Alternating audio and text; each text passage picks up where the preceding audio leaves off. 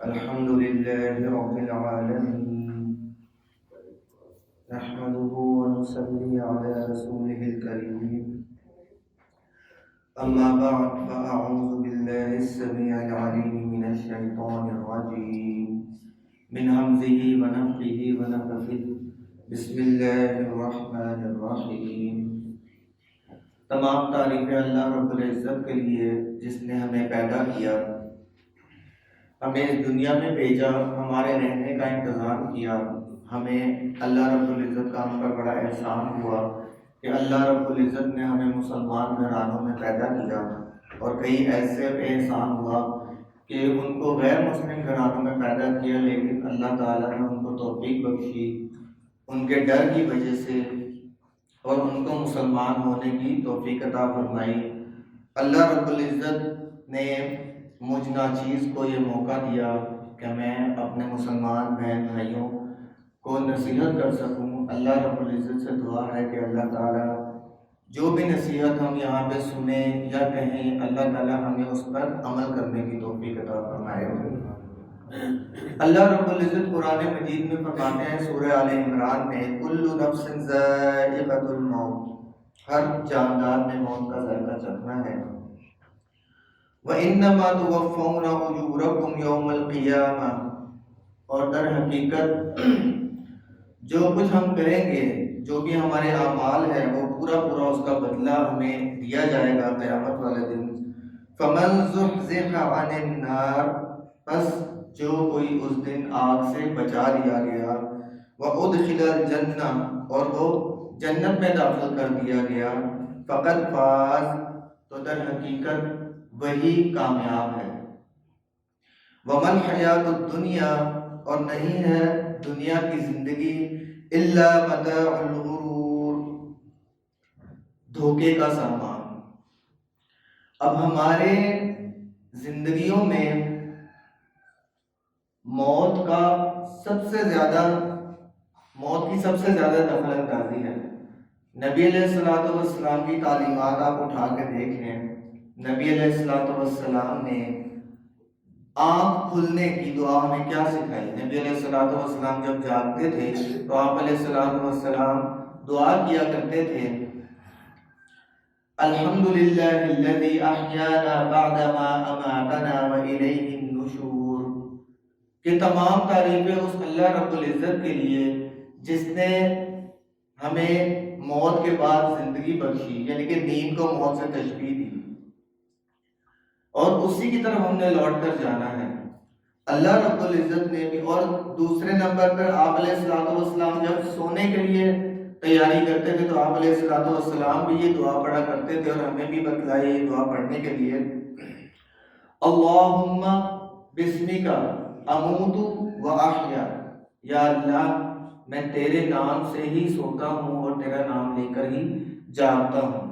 اللہ تعالیٰ نے بار بار انسانوں کو، مسلمانوں کو بار بار قرآن مجید میں فرمایا کہ تم نے ہماری طرف لوٹ کر آنا ہے، تم نے اس دنیاوی زندگی کو چھوڑ دینا ہے، تم نے اپنے قریبی سے قریبی رشتہ داروں کو، بہن بھائیوں کو، اولاد کو، مال و دولت کو چھوڑ کر میرے پاس آنا ہے. اللہ رب العزت نے مختلف مثالیں دی ہمیں سمجھانے کے لیے، جس کی وجہ سے، ان مثالوں کی وجہ سے کئی ایسے بندے جو مسلمان نہیں تھے لیکن وہ مثالیں سننے کے بعد وہ مجبور ہو گئے اسلام کی تعلیمات حاصل کرنے کے لیے کہ یہ کیا ایسا مذہب ہے، کیا ایسا دین ہے جو ہر وقت واپسی کی بات کرتا رہتا ہے. اللہ رب العزت نے ہمیں اتنی زیادہ آیات میں سمجھایا، مسلمان ہو چاہے غیر مسلم ہو، چاہے انسان ہو، کہیں پہ انسانوں کو مخاطب کر کے، کہیں پہ غیر مسلموں کو، کہیں پہ مسلمانوں کو. اللہ رب العزت نے قرآن مجید میں فرمایا، یا ایھا الذین آمنوا اتقوا اللہ وقولوا قولا سدیدا. وہ آیت ہے، یا ایھا الذین آمنوا اتقوا اللہ حق تقاتہ ولا تموتن الا وانتم مسلمون. یا ایھا الذین آمنوا اتقوا اللہ، اے ایمان والو. اب غور کریں، اللہ رب العزت مومنوں کو نصیحت فرما رہے ہیں، مومنوں کو مشورہ دے رہے ہیں، مومنوں کو حکم دے رہے ہیں اتقوا اللہ، اے ایمان والو اللہ رب العزت سے ڈر جاؤ، حق تقاتہ، جیسا کہ اللہ رب العزت سے ڈرنے کا حق ہے۔ اس حق کو ہم کیسے پہچانیں گے؟ جب ہم اللہ اور اس کے رسول کے فرامین کا مطالعہ کریں گے، ان کو جاننے کی کوشش کریں گے۔ اگلی بات اللہ رب العزت نے مومنوں کو فرمائی وَلَا تَمُوتُنَّ، اور تمہیں موت نہ آئے، الا مگر اس حال میں وَأَنْتُمْ کہ ہو تم مسلمون مسلمان۔ اب کتنی حیرانگی کی بات ہے، ایک ایمان والے کو، ایک مومن کو اللہ رب العزت حکم دے رہے ہیں، سمجھا رہے ہیں کہ تمہیں موت آئے تو اس حال میں آئے کہ تم مسلمان ہو۔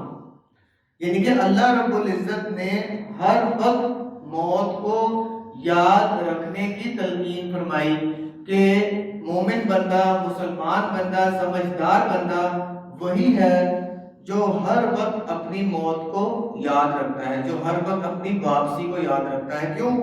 ہمارے سامنے بے شمار مثالیں جب سے دنیا بنی ہے اور آج تک ایسے ایسے لوگ تندرست، امیر، خوبصورت، مالدار، بیویوں والے، ہر قسم کی نعمتوں والے، جہازوں میں سفر کرنے والے، بڑے بڑے قلعوں میں رہنے والے، ان کی اچانک موت ہو جاتی ہے۔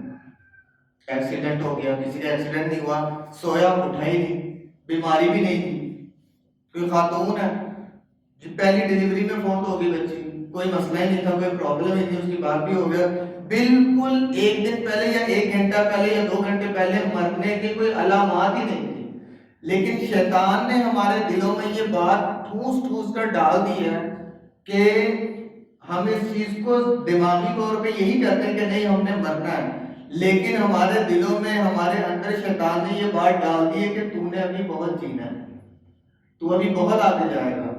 اور ہمیں کسی کو بھی اس چیز کا نہیں پتا کہ آیا کہ ہم نے صبح کی ہے تو شام کرنی ہے کہ نہیں، اور اگر شام کی ہے تو صبح کرنی ہے کہ نہیں۔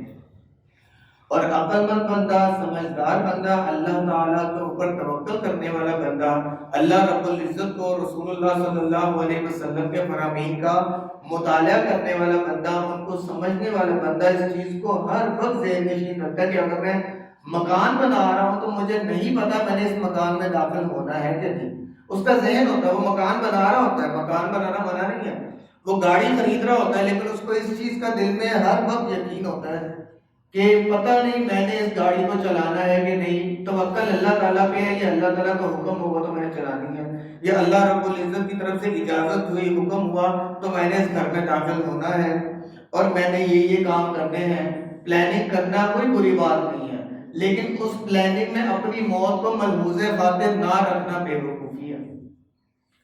تو عقل مند، سمجھدار بندہ وہی ہے جو ہر وقت واپسی کو یاد رکھے کہ میں اس دنیا میں آیا ہوں، اللہ رب العزت نے مجھے بھیجا ہے کہ ہم دنیاوی مشغلوں میں، دنیاوی خوبصورتیوں میں، دنیاوی چیزوں میں اتنے زیادہ مشغول نہ ہو جائیں کہ ہم واپسی کا رستہ بھول جائیں، اللہ رب العزت کو بھول جائیں، اور ہماری موت اس حالت میں ہو کہ ہم جو ہے نا مرتے وقت بظاہر تو مسلمان مرے، لیکن جب ہماری موت ہو تو ہمارا خاتمہ ایمان پر ہو ہی نہ۔ اسی لیے بات گھوم پھر کے وہیں پہ آئے گی کہ جو ہمارے اندر کمیاں کوتاہیاں ہیں یا ہماری دین سے دوریاں ہیں وہ تبھی ختم ہوں گی جب ہم قرآن مجید کو باقاعدگی سے روزانہ سیکھنے سمجھنے کی کوشش کریں گے۔ یہ ایک دن میں، ایک دن کی سوچ سے نہیں ہو جائے گا آپ کا یہ کام، یہ آپ کو ایک دن بہت سیریس ہو کے اپنے بارے میں سوچنا پڑے گا، بہت زیادہ سیریس ہو کے اپنا نام لے کے کہنا پڑے گا کہ میں کس طرف جا رہا ہوں، کیا میں اللہ تعالیٰ کے بتائے ہوئے راستے پہ۔ پہلے تو اپنے آپ کو یہ یقین دلائیں کہ مجھے اللہ تعالیٰ نے بھیجا ہے، پھر یقین دلائیں کہ دنیا میں ایک ہی ہستی ہے جن کی پیروی کیے بغیر میری کامیابی ممکن نہیں۔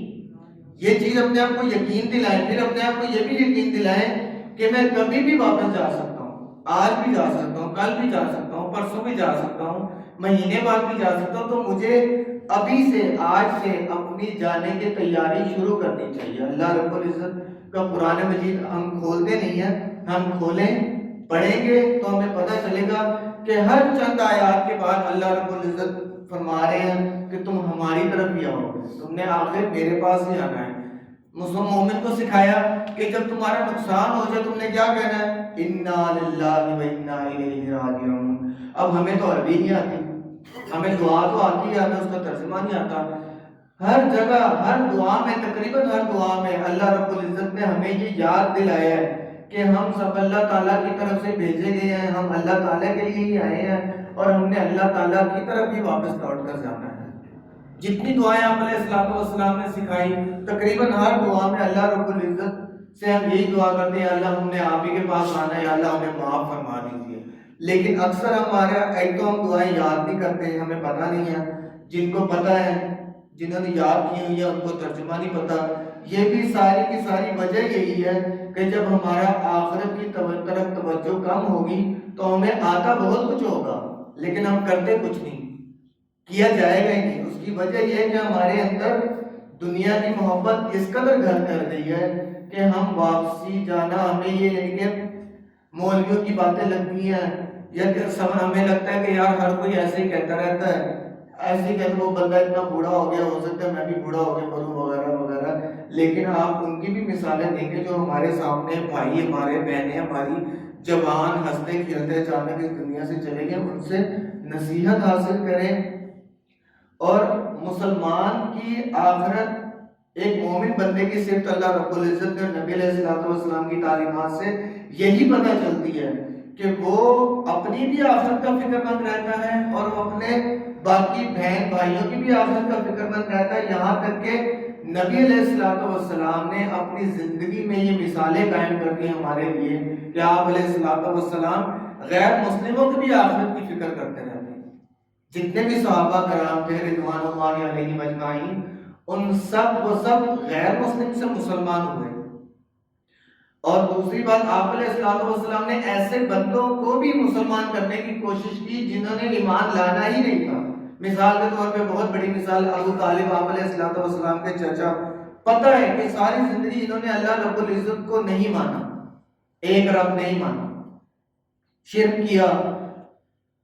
ان کے بھی آخری وقت میں آپ علیہ الصلوۃ والسلام اتنے زیادہ ان کی آخرت کے فکر مند کہ آپ علیہ الصلوۃ والسلام ان کے کان میں فرما رہے ہیں، ان کو کہہ رہے ہیں کہ میرے ان سرداروں سے مت ڈرو، میرے کان میں کلمہ پڑھ دو، میں اللہ رب العزت کے ہاں تمہاری گواہی دے دوں۔ یعنی کہ اس قدر فکر اپنے بھائی کی بھی۔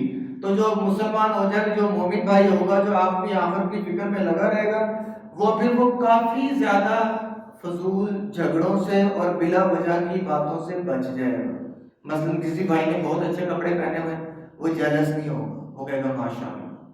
کسی کے پاس بہت اچھی گاڑی آ جائے گی، کسی کے پاس بہت اچھی کوئی اللہ تعالیٰ کی دی ہوئی نعمت آ جائے گی، تو وہ اللہ رب العزت کا جو دیا ہوگا اس پہ شکر ادا کرے گا، اور جو اس بھائی کو اللہ تعالیٰ نے دیا اس کے لیے بھی دعا کرے گا اللہ رب العزت اینو ہنڈانا نصیب کرے، اللہ رب العزت اس کے نصیبوں میں کرے، اور اس کی آخرت کی بھی دعا کرے گا کہ اللہ رب العزت اس کی آخرت بھی بہتر کرے۔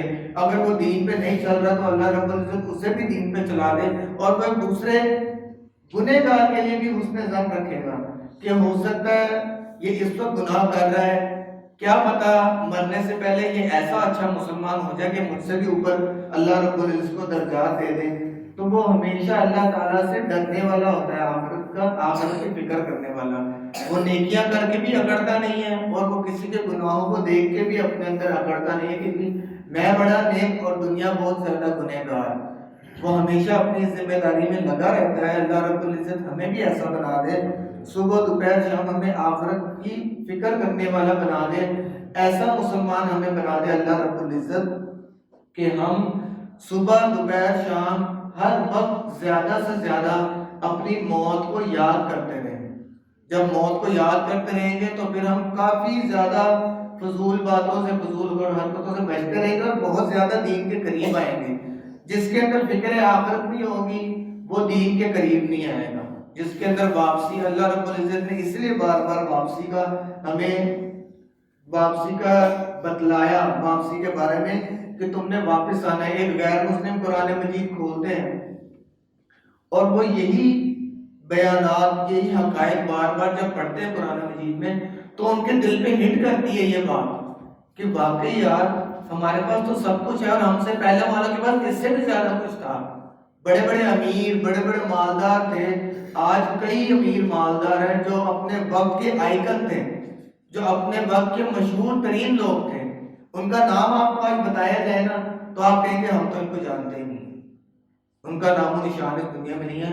وہ جو اپنے وقت کے مشہور ترین لوگ تھے ان کا نام نہیں کوئی جانتا. ہم تو ویسے ہی کوئی مشہور بندے نہیں ہیں، لیکن اللہ رب العزت نے غریب امیر ہر کسی کے بارے میں درجات کا پیمانہ رکھا جو اپنے رب سے جتنا زیادہ ڈرتا ہے. کسی کو اللہ تعالیٰ نے گاڑیاں، کوٹیاں، بنگلے، امیر شہرت دی ہے.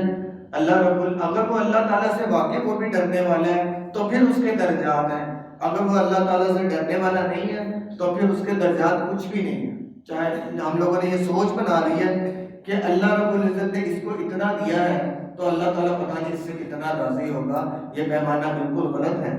اور اللہ رب العزت جس کو پسند کرتے ہیں، جس کو چاہتے ہیں، نیک بندوں کو بڑھا چڑھا کے بھی دے دیتے ہیں. لیکن پیمانہ کیا ہے؟ تقویٰ. ان اکرمکم عند اللہ اتقاکم. تم میں زیادہ عزت والا وہ ہے جو اللہ تعالیٰ سے زیادہ ڈرنے والا ہے. تو کسی کے مال و دولت دیکھ کے پریشان نہ ہو.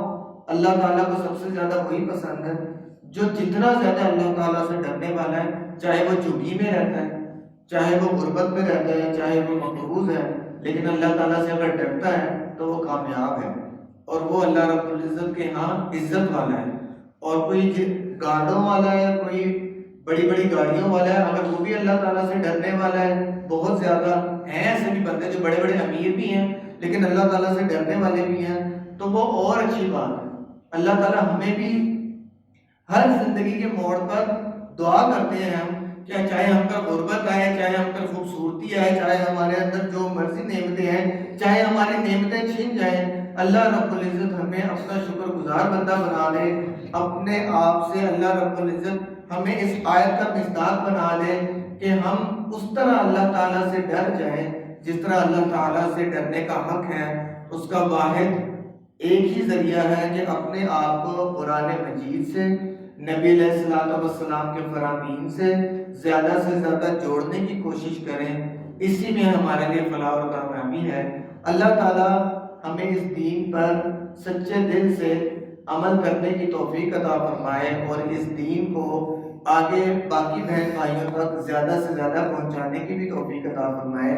اور اللہ رب العزت اس رمضان کو ہمارے لیے یادگار بنا دے کہ ہم اس رمضان میں ایک بہت بڑا یو ٹرن لیں اور اپنی زندگیوں کو ایسے بدل دیں کہ ہمیں یہ رمضان کا سال یہ والا یاد ہے کہ اس رمضان میں نے اپنی زندگی کو بہت بڑا ٹرن دیا اور میں نے سارے برے کام چھوڑنے کی کوشش کی.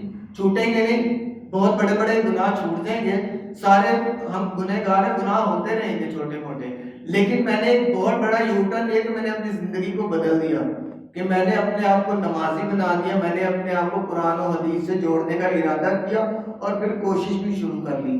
تو اللہ تعالیٰ ہم سب کو سچا مسلمان بنائے اور اسلام کو، اس خوبصورت دین کو زیادہ سے زیادہ باقی بہن بھائیوں تک پہنچانے کی بھی توفیق عطا فرمائے. آمین. وآخر دعوانا ان الحمد للہ رب العالمین.